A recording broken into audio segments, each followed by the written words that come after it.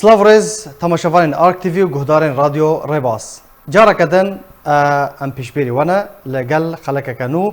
جه هفدیتنا آرکه لگل مامستا هوشنگ اوسه رومان نویس و روزنامه‌وان کرد مجارا ما یا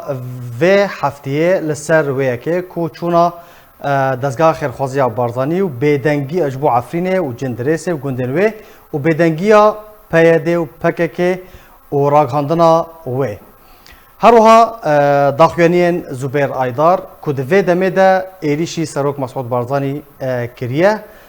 خواندن که گشتی لسر وان داخوانیان سر هلوسن کوج پیاده و پککه درباره وان پیشاتین داویه ده اما راوستن لگل میوانی خواه مامسا خوشنگ اوسی گوتو بیش دکن مامسا جارا کدن تو بخیراتی هفدیتنین ما ده دسپیک ده داخوانین زبیر ایدار اگر هنک تجمرة شروفه بکی دوی دمه ده چما دوی دمه ده هاتن هفدمه چونا دزگاه خیرخوازی بارزانی جبو عفرینه و گندن و اف داخوانی هاتن و ایریشی سروک مسعود بارزانی هاتا کرن دما خوش به جبو تو جبو تماشاوانا نها زبیر ایدار و داخوانی وی بشکی بچوک کو شری پکیکی لدیجی پدکی لدیجی مالباتا برزانی اف شری هانه کفن ننوی یعنی اف شربت گره کناغا سال نوتی و برجور نوتی که و حتی روزا ایرو بردوام بکر لیدوان يعني 10 سالين داوید زیده بیه به تایبه 10,013 يعني بيشتي هاتنا جميل بايك لسر دستهلاتداريا PKK 1013 وبرجور مراد مال راگهاندنا PKK بدگره لروزنامه سرخمو لأجانس واني نوچه کانالی واني تلویزیونی دی شر PKK دکن و شر مالباتا برزانی دکن بهترش شر ترکا بهترش شر رجب طيب اردوغان از يعني ایریشا زبیر ایدار به چرچوه هانه از نرخیم زبیر ایدار شو يعني نلبر تشتك يعني وكي مرة كاربج تركيا هفيرة يعني هستيجي تتننكو لبر perspektif PKK لبر خبريان بجنا بيج PKK بارتيه يعني PDK بارتيه کی کرد بارتيه کی کردستانیه چناب مرة شریعه بکه چناب لگوری پرنسیبن کنکه او د کومیتا ویا ریفبر دی بله شخوز زبیر ایدار شتنگی ده هزاری جنوت و نهاده دما افصافی چه بی و د کومیتا ریفبر دی يعني جيبي نايب وحرتن يعني وكي حتى دوی کومیتا هانه دی ل PKK بحوجي كسي وقت زبیر ایدار كسي به شخصیه كسي به اراده كسي به انسياتيف كسي به نرين کوکارب جو PKK جیرو بیشنا جو PDK جیرو بیشنا جیانکی رو بیشنا کی جان پارتی و رخصنین سیاسی کل دیجی برجوانی کرده تب بگرین جوان بیشنا اف مافی وی وکی کرد اگرش پر مافی بینه یو اف مافی وی وکی سیاست مدار اگر قصر بخواد بینه لی پک یعنی این وقت زبیر ایدار دنوا سیاست کرد دنوا روشنبیری کرد دو فکر یعنی بیش شخصیت بی هلوستا رخنگیری لهمبری PKK و لهمبری همون رخنین کرده برز هوشنگ تا داخوانیه که خود لسر کانال خواهد آنی بو زمان کو دوی کنه که بیجن بریاره که یان ریکاره که یان اجراء که در ماف زبیر دا بستینه زبیر دما کو دا آخوه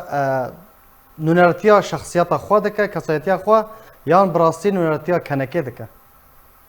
نونرتیا کنکه که وکی شکل رسمی و اندام کمیتیا يعني ریلبرا کجکی جی نونرتیا کجکی جی که و نونرتیا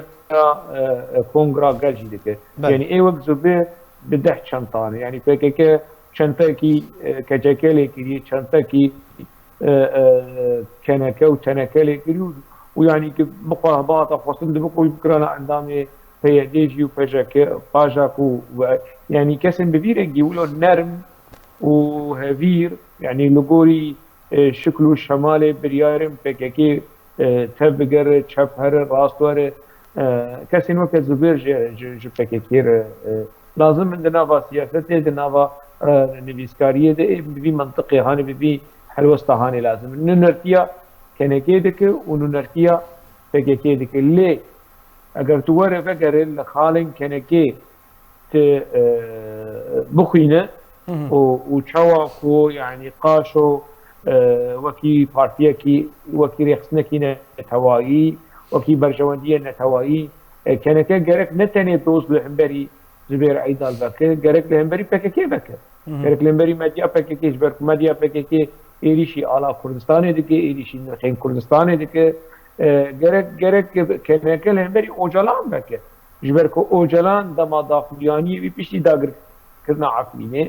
بود گرکم حساسیه ترکار فهم بکن ریز جبر بدرن قبل دیجی بر جواندیه نتوایی یعنی که اگر لگوری دستور خواه بچه لگوری فرانسی خواه بچه گرک لهمبری اوجالان لهمبری پکه و لهمبری زبیر ایدارجی دوز بکن بله برز هوشنگ اف داخیانی یعنی چاوا بویاران بیجن دشش صبات تا بگمان کاراسته کات سر چه امبیجن روجاوای کردستان چه باکور کردستان چه سوریه چه ترکیه به هزاران کس شهید کردن به هزاران کس حتی نهاد بن کاولان دانه به هزاران کس ونداینه به ده هزاران مال هاتنه هلوشاندن و امبیجن چارنویس وان ندیاره بحثا روجاوای کردستان و طایبت عفرین و جندریس بکن اف داخوانین نها چاوا بچونا دزگاه خیرخوازی بارزانی جبو عفرینی وکو یکم آلیکارین مروفی وکو یکم کاروانا امبیجن کمالای که مروفی ناف دولتی در باسی عفرینی بون اف آخافتن اف کریارین سر عرده امبیجن چونا دزگاه و اف داخوانی چاوا به هفدو تینا گردان دوی دمیده خود اشترازی یعنی پکیکه و دوبک و در و دوری نوی چاوی بار نبو کو یعنی دستلاتداریا کردستان عراق پیشمرگه و سلاح و چکین گرام بشینن کوبانی جبو کوبانی رزگار بکن وینه دیتن دما کو کیر سرستیه پکیکه و سرستیه کوبانی بو چاوا چکین نه یعنی آلاوین خیرخوازی خوارن و کون و بطانی چتن یعنی جبو قربانیین عردهجه ادرادین آلیکی چک و شروان خورتین کردا پیشمرگین کردا جوانین کردا جه رو باشور کردستان لی خستن دو ناواسی نورین ترکا لپیش چاوه ترکا و آرتش ترکا هاتن اندری کوبانی و پکیکه بیچتی هان ندید و کر قنجیه و وقت دین و کر نظام آینه که و نظام چوب بیرنگی هانی چاوی پکیکی به بار نبوشته هی و چاوی پکیکی بار بکو گپکنان بچه جندریس یا بچه عفرینه یعنی به منطقه هانی پکیکی عرف و عادات پکیکی یعنی اگر تشتکی دنج پکیکی تخمین بک دمکی یعنی تشتک عجیبه لگرک چم مرش پکیکی تخمین بک کو ایریشی پارتی کرداب بک کو چاوی بار نبکوره يعني دزگاهی خیرخوازیه نه آبرزانی ده باشه نه پکیکی ولو و هاو در دوره پکیکی ولو دا آخبن که او پیشمرگی هاتن کوبانی لاهور شیخ جنگی و بافل طالبانی شانده بود باشه بافل طالبانی و لاهور شیخ جنگی چما خوارناشین انجزیره چما خوارناشین عفرینه چما يعني دزگاهی وانی خیرخوازیه ناچن عفرینه و جنجیر سه دزوان ببینم اگر براستی اگر باسی افهیزا سیاسی دروجا تنگاییه ده از بحثا یکی که نشتمان دکم ده عوارع عفنینی هاد کین عوارع عفنینی هادیه یعنی کرده می روشاوا ایل درفای ولاد و ریخستنا دزگاه خیرخوازی برزانی گرک فکر که اگر ذرکی اخلاق هبه اگر ذرکی کردواری هبه بشه سپاس ساعت خوش لسر ناکوکی لناکوکین سیاسی لسر ناکوکین ایدئولوژی لسر دشمناتی مرسفه دزگاه خیرخوازیه یعنی چاوی خوشمان مسئله تبیگر دانی آلیه کی او آلیتاریا خیرخوازیه آلزگین یهان قربانیه عرض هجه عفرینه گرک سپاس بکه گرک اوجلانش زندانا خوبیش سپاس جمیل وایش جکشکفی خوی قندیل بیش سپاس زبیر ایدار جبروکسلا خو بیش سپاس صالح مسلم و آلدار شو آلدار خلین وكشاندن اللي برسينه مسكينه ملتا يعني نهانا الروجافاي كردستاني قنديل وكشاندي اللي برسينه وتحقيق بيرنك قالك ما حموش بدرجة أنا بيجن سباس تبليك واجبي لأصول سياسي أصول أخلاق سياسي أخلاق جفاكي أجر يكي ورد قنجية كتابك آلي كاري كتابك تبيجن ساعة تفوش سباس وانا ويوناكن وانا ترسي ومسألة رش بكن وإيريش بكن وبتشوف بكن وبوش بكن لدناف ده إيدي قل شيار يعني قل برشعبي خود بينا كي خرادك وكي آبادك لو كردستان باشور جي ولا عفنين جي وهنا ده يعني دفو زرناكو لسر السوشيال ميديا وابوتشين كو يعني تشيرو كيف بكي جون وكي بريش قراتيا يعني هنا دوان يعني راستي يعني ديروك قيدك ديروك دبينا شهي وشدب وكي راستي هاد بيش وكي لعنبري راستي نحقي ودروا دنابا كالي كرد بالعبدك باشا برز هوشانگ اگر ام بحثا نامين كو بيجن نامه و آماجه و اشارات و یکی چون کو دما دزگاه خیرخوازی بارزانی جارا کدن وکو تا آماجه پیکریه وکو بیارکه کوبانی بو سینور سه دولتان درباس کرن و یکم ام بيجن کاروان آلیکاریان خواگهاندن عفرینه نامه جه چوبون و شکره بون نامه قالك بون يعني الاري ودواء اصلي خود خيرخوازيه مروفاتيه كردواريه ل دبي مرا علمي سياسي شفيف نكه نامه جبو تركاي جي والنكر ريل بيشيا خيرخوازيه كردا بقرن لما كرد مقوازن دكن و نامه يكم نامه جبو رجيم سوري بوشي كنت ندي كاري خو بگينه عفرينه و لی دزگاه خیرخوازی آف کردا آبرزانی فقیهان عفرینه و نامش بو فکیکی بو و تا عفرینه تستر کاکر قصبه روشا کامباک عرض هجا یکم آکل عفرینه خست او دسلاتداری فکیکی کو عفرینه را دستی ترکاو و تروریستین گریدای ترکا کرن نه دماغو اموان رخنه هاند بیشن اموان نرین و شروعه هاند بیشن آبوچی مویرا و سر تاپانا سر چوکونیوه و بیشن والا رکلام فلان لی خسنه دی که رکلام به یعنی از پکیت شکلی باش بکردی بیشن باش کرد یعنی افنر رکلامه تشتی باش مرا بیشن يعني واجبه اگر مرا شعبي خوشي بقرا اذيان حقيقيه يعني فيها بي بابي ابك كي بي بابيه شعبي خوشي شي تقرا بحثناك لدتشي رشي بك ايريشي بك يا خلق لكريدري حال لكريدري حالك حال جفاكي قندو باجارين كابل كري بك هنا بدشمنات يا قوم جول وناكو كيو قوم مجولش ديفلاكو كو اوجي دستي قنجيه وعلي كاريه دريج بك نا دشي يبجار يعني اشتي كابل كري يبجار خراد باشه برز هوشنگ لگوری آگاهین بردست مکتنه دبیجن کو ام بیجن پکک رهبریا پیاده گشتنامه یک تعمیمک درخستیه لسر راگاندن خوا لسر اندام خوا کو ایریشی دزگاه خیرخوازی بارزانی بکن تایبت دزگاه خیرخوازی بارزانی بکن سر ویا که چه بیجی دبه يعني از دوري اخلاقي بكيكي يعني از نابينم يعني يعرفوا عادات بكيكي اللي شي حمود اشتيكوا على قياوي قريداي كردستان عراقية يجي بشتي وطنق دك دنافا كردستان عراقي اللي شي هداكي دك بشتي دنافا فداكي دي اللي شي مالباطا برزاني دك ودنافا مالباطا برزاني واللي شي كاك مسعود بك بفي منطقي هاني بكيكي نجنة هذا يعني انا اجي بكيكي بي درباسی ناو مالباتا برزانی به و ناکوکیا چه بکه وان حنبری هف درخین پککی بی مثلا عنی بکه اگر به دست پککی بی پلانا کی ببیرنگی حانه بکه وی بکش برکو دناوا گلک مالبات و عشیرین کردا دناوا پارتیین کردا پککی بی کاری خان کری اب کاری حافظه ست کلتورا حافظه ست کچاوا پارتی و رخصنه فلسطینی پرچه کرن و لحنبری هف درخستن پارتی و رخصنه لبنانی پرچه کرن لحنبری هف درخستن پارتی و رخصنین کردا پرچه کرن لحنبری هف درخستن اف کلتورا حافظه ست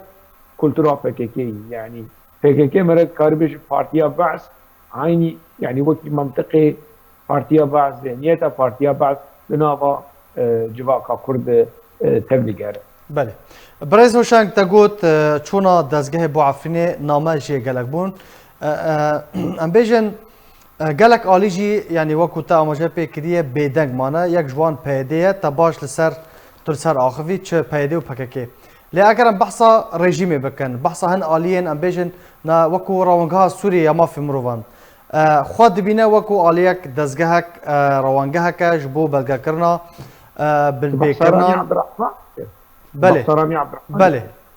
حطنا بيدنجن وبرفاج ويجي هما كرد نوچاك بچوك كو كاروانك كردي عليك كردي كاروان عندنا عفريني او جي بيدنجيا خو يعني بله بحث رامي عبد الرحمن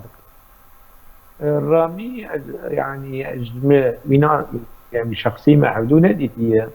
اللي ازنار بكم رامي بش منطقي كان رامي انها سر PKK وسر اپوچياتي حتى كرن منطقه PKK دي باريس منطقه اپوچيا دي باريس يعني مرة كارنا بي بحوالي رامي يعني شخوا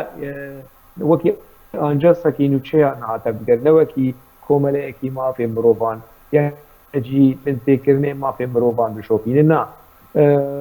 تشيكريه كل بريطانيا ب يعني ساتين راق عندنا تشيكريه وبه وكي تشاف بير جبو نوتشيا يعني لينا برسن جبر كنا او كسيكو جرين يعني عجمه جرين او خلقي ما يجنديرسي لي ابوتشي بكي كي دري بتشن اي وكي رامي جدو بكن يعني او يجي وكوان يعني تتخاذ رامي بشكل جدا بشو بكي يعني رامي عبد الرحمن نا يعني او هي بيجينك يعني اجي او هي بيا هاني جيناكم ويعني قصوري نقدر ازولو ويجي جي ناقرم يعني ازولو ويوكي يعني وكي يكي بارازباني ما في مروفان يا نا اوبجكتيف نا اوبجكتيف وكي روشنامه فانك اگر في حسابك نا اوبجكتيف يعني اوجي كدي بن باندورا باكاكي وبايدي دا بريزوشانك دبرتي كذا يعني براوجي ده سرنا هذا ما برابن شبكن ايك لايقي خود بينه تيك بن باندورا باكاكي كرام بكن بارتي دبن سیاستمدار دبه کی دبه لایقی خود بینه فکراسی خوشک و خمل و خیزا پکیکی گرام بها لایقی خود بینه برا کرم بک ام 20 سال دناف دبون و ما افکراس شراند و آبید و برا حضا خیریش به مسئله هانه و رژیم سوریه بدنگی رژیم سوریه بدنگی رژیم سوریه دشمنه يعني شعب رژیم سوری با ناب يعني رژیم سوری خوشک هریم اخوا آلیکاریا مروایی نگیان يعني كسن آلیگری خوا يعني رژیم و آلیکاریا عفرینه که هلبت و شعب خوش مثلا عفرین ند بازار و حساب رژیم سوری دیه نبری و نها رژیم سوری که فاز فرانی هریم جزیره بگرینه من کنترل خوا سری ست تبلیغ کنترل رژیم جور خود نبیله دیسا فاز سری ست بگرینه عفرین ند حساب رژیم سوری دیه و ند حساب پکیکیشی ده بود اگر حساب پکیکی ده بانا و حتی داوی عفرین بپاراستانا و عفرین نخستانا بن مترسی و تهدید ترکا و صورت آپون ترکا استفزاز نکرانا يعني لأنه خود تفجر برتوكا نبيل ملحم 1906 وتشو سر عفرين ديجا آخافين سر عفرين ديجا فر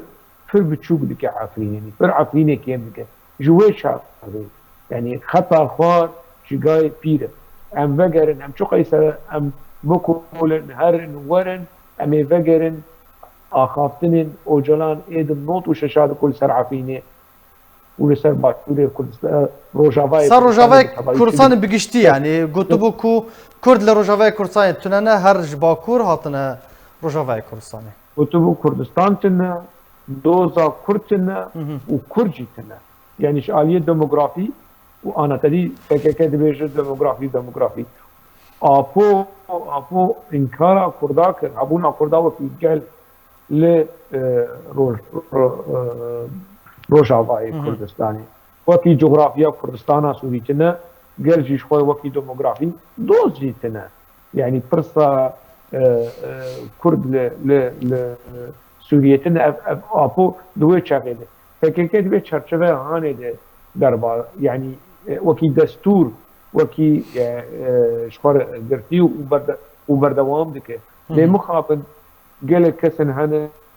کردی میر روجاوان حتی هنها شاباش و حالان و تلیبیش پیدا گردید. بله. برای زوشنگ لسر عفرین طایبت چه گوتو بود؟ لسر عفرین طایبت طایبت مندیا و یکی چه بود که عبدالله و جلال لسر عفرین گوتو بود؟ عبدالله و جلال نکاری بود انکار عفرین بک وکی هریمکی کردی دگوت کرد لور هنه و کرد کفنن لی کرد نکارم ببن خودی دستلات داری لوی داری و پشتی نظارم چند سالا فكر هات قانون عفرين لوي داري تشيكر يعني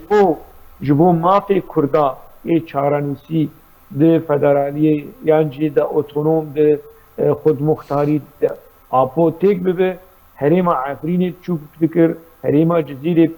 تشوف ذكر ويعني عيني حجته بهانيا كسن نجات فرست وفاشستين عرب كل ديجي دوزا كرد اپو خوب كار انيني او اخافني وقالك جارا عم دبيزن لسردوي نجات فرستين عرب دندري اوبوزيسيونا سوري دندري د سلاداريا سوري د اپو بري 20 چند سالا اوخوا يعني بي بانغوتني هاني دغوت وبلاف ذكر وكر برتوك ودناف قال يخد ودناف قادر يخد بلاك بله برز هوشنگ مدید کو دما کو دزگاه در باسی عفرینی بویه کردین لوی دره مانه پیشواسی گرم لدزگاه کرن یعنی وکو هیویک شوان را وگراندن هبونا وان یعنی ناو برزانی تنه دوگوتن بسی میه که هن وکو پشتوان جه مرهاتنه بیدنگیا پیه ده جه روژا که دزگاه در باسی عفرینی بویه وکو ما آماجه پیکریه که پلان وان و چه به یعنی پلان وان پکه که و پیده راگاندن و درباره وی که و چه به چاوا و کار بکن که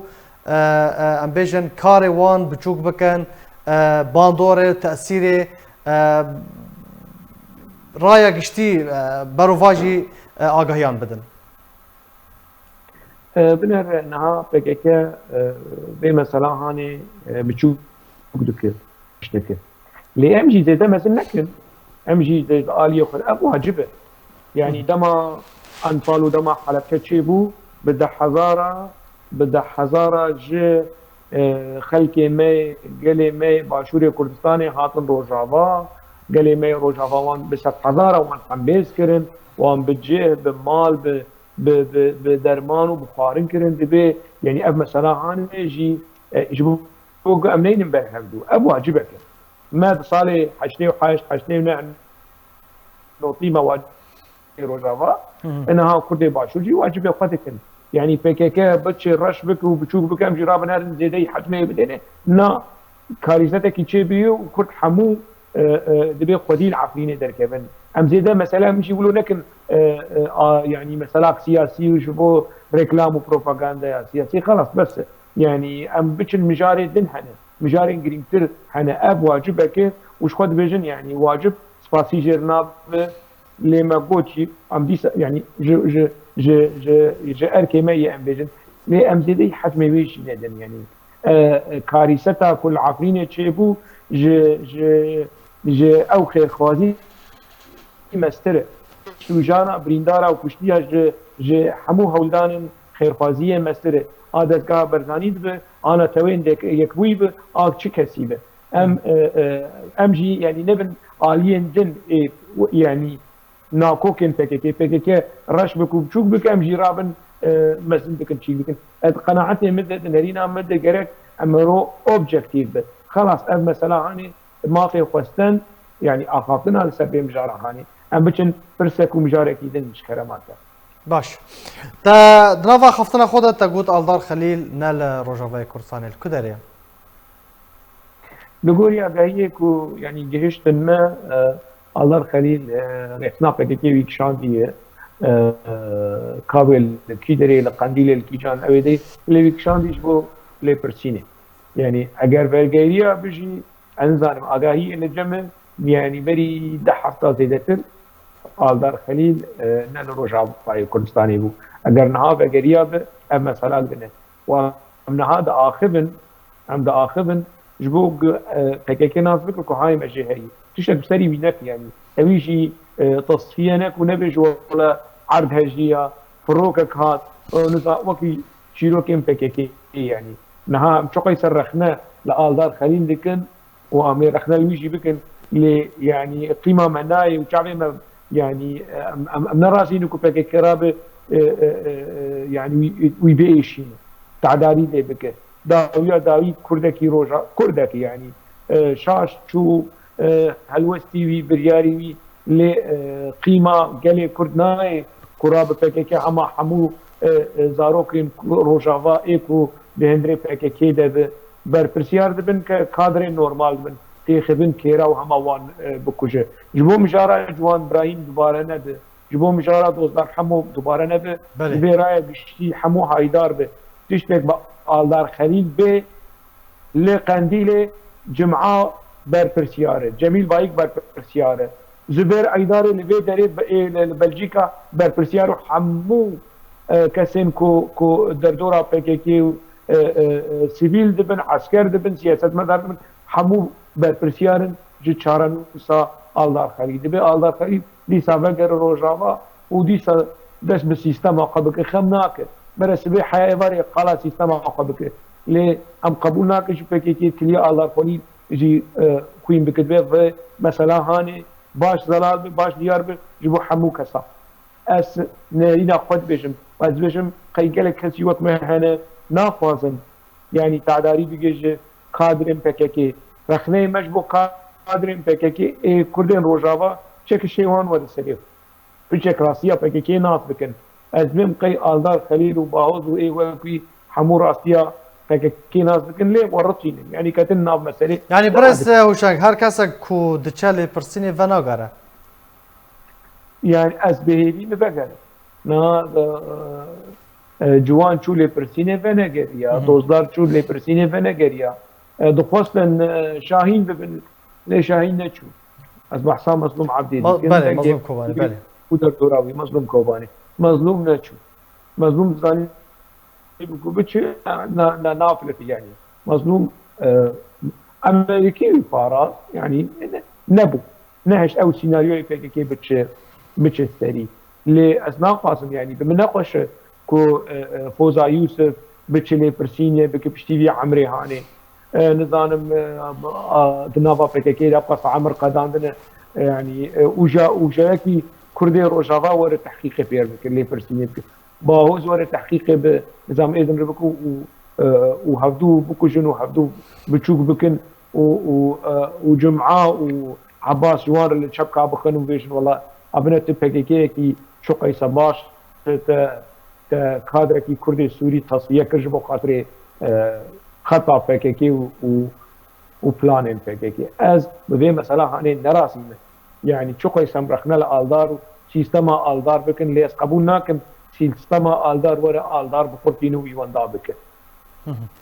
باش هدي ديان برف ضاوية خلق خوفا دچن برز هوشنگ وكو روجنامه وانكي كرد وكو رومان نویسكي كرد تو چه پیامکی دگینه گله کرد کو لسر افکار ساتا لباکور روجاوای کردستان افرینی چه بویه کوالی کاریم بگینن خلکی به از بهیدیم که کردیم لنسران سری جهانه لهر چار پرچه کردستانه اف ایشا گران اف جانا گران اف برینا مزن وهم بکیت ناکوپین خوی سیاسی دینن آلی کی و برجواندیان دینن آلی کی و يعني لايق اب قربانيين كو حتى نهات من كفرات دنا من كابلا دنا جيانا خوش دزانه حتى جوان بچرنگي به آلی کاری بکن برای تقصیری بیواریانه ده نبه گله کرد گله کی جو مرد گله کی مرخاص بخین و جان جبو دوزا خوا تجاری قصوری نقطیه و روشن بیرنگی کاریسات بیرنگی جیده از هیوی دکم کو تتفصيلي جه حمو آليين سياسي جه حمو نفسكارش حمو روشنبيرا قصوري تكيماسي دبيو روشا مروفاهي آگراند چينبه گلک سپاس جبو برز هوشنگ اوسه رومان نویس و روزنامه‌وان و نویسکار کرد لسر بشتربونا تا تماشاوان برز به وی آوهیم گشتن داویا خلک خواب حتی خلک کدن ببینن خیر و خوشه گلک سپاس